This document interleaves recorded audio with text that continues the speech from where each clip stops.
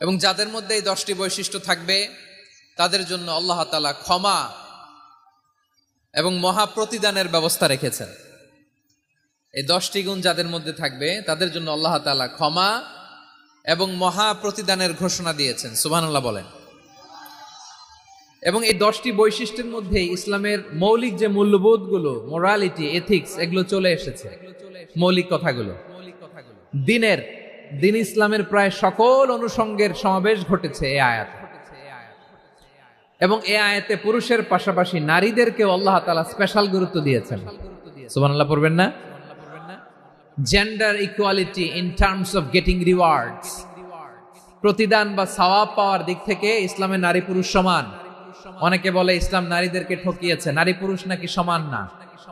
অনেক নারীবাদীরা বলেন, আমি প্রিয় বোনদের বলবো এই আয়াতের দিকে তাকান, সূরা আহজাবের 35 নম্বর আয়াতের দিকে তাকান।